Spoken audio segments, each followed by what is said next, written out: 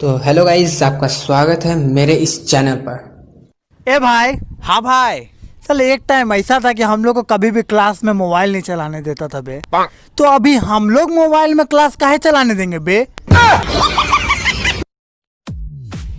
अब जल्द हमें ब्लैक विडो के सोलो मूवी में टास्क मास्टर दिखने वाला है, तो मेरे हिसाब से ये एक परफेक्ट टाइम है ये जानने के लिए कि आखिर ये सुपर विलेन है कौन, इसकी ओरिजिनल स्टोरी क्या है, इसके पास पावर्स क्या है और क्यों ये मार्वल कॉमिक्स का one of the best villain में से एक है। ये वीडियो में मैं आपको ये सारी चीज़ों के बारे में बताने वाला हूँ, तो इस वीडियो को पूरा देखिएगा। और जो लोग इस बंदी की आवाज़ पहली बार सुन रहे हो तो वो चैनल को सब्सक्राइब कर दो और बाजू वाले बेल आइकन को ऑल पे प्रेस कर दो, जिससे कि हमारे हर नए वीडियो की नोटिफिकेशन आप तक पहुँचते रहे। और हाँ, वीडियो अच्छा लगे तो लाइक कर दो और नहीं अच्छा लगे तो वीडियो को डिसलाइक कर सकते हो। वीडियो शुरू करते हैं।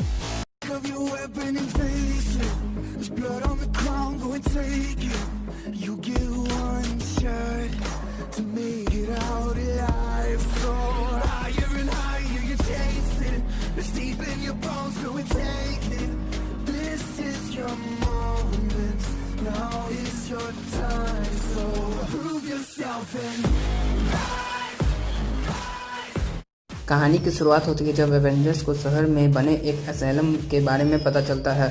उन्हें लगता है कि ये एक असाइलम में कुछ तो गड़बड़ है, और जब वो वहाँ पहुँचते हैं तो उन्हें पता चलता है ये असाइलम तो बाहर वालों के लिए सिर्फ दिखावा था। असल में यहाँ तो विलेंस की ट्रेनिंग चल रही है और उन्हें अलग अलग फाइटिंग स्किल सिखाए जा रहे हैं, सुपर हीरोज़ की वीकनेस भी बताए जा रहे हैं। इसके बाद एवेंजर्स उन सारे गुंडों को ठिकाने लगा देता है और तब उनका सामना होता है इस सुपर विलेंस के ट्रेनिंग इंस्टीट्यूट के मास्टरमाइंड टास्क मास्टर से।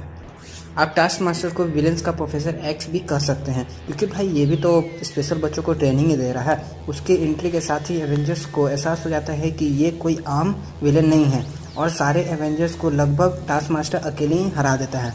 बेसिकली टास्क मास्टर की ये पावर है कि वो दूसरों की फाइटिंग टेक्निक को एग्जैक्टली कॉपी कर सकता है, वो भी कुछ देर देखने के बाद।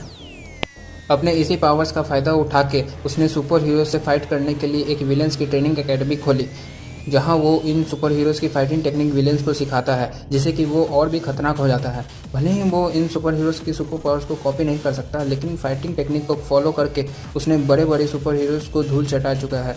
और उस दिन भी एवेंजर्स के हमले में उसने लगभग सबको हरा दिया था। लेकिन यहाँ पे जोकास्टा नाम की एक सुपर हीरो की एंट्री होती है, जैसे कि उसने उसका फाइटिंग टेक्निक नहीं देखा था, कभी नहीं देखा था, इसलिए वो उसे वहाँ हार जाता है।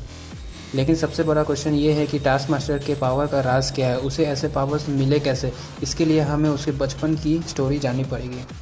टास्क मास्टर का रियल नेम था टॉनी मास्टर और वो एक स्पेशल कंडीशन के साथ जन्म लिया था। उसके पास था फिजिकल रिफ्लेक्सेस, यानी कि वो किसी भी तरह के मूवमेंट को देखकर ही सीख लेता था, वो भी कुछ मिनट में। 8 साल की एज में उसने अपनी इसी एबिलिटी को एक्सप्लोर करना स्टार्ट कर दिया था। टीवी में कॉपी शोज को देखकर वो उसे तब से ही परफेक्टली कॉपी कर पाता था।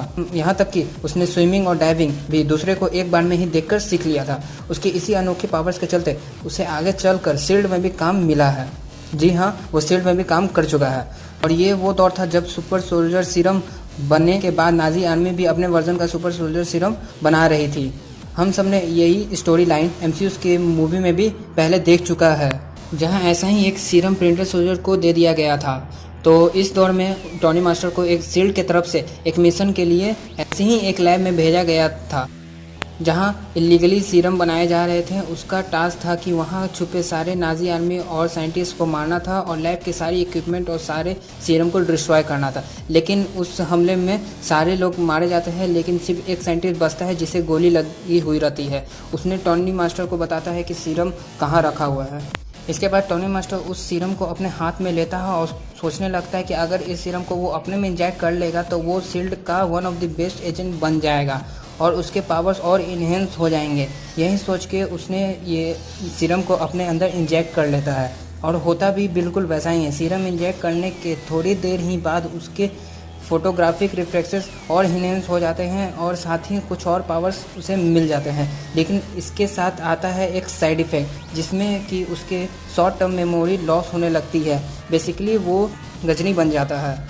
उसके ये नए कंडीशन में वो दूसरों को देखकर जो भी फाइटिंग टेक्निक सीखता है वो उतना ही वो अपने पास्ट को भूलने लगता है।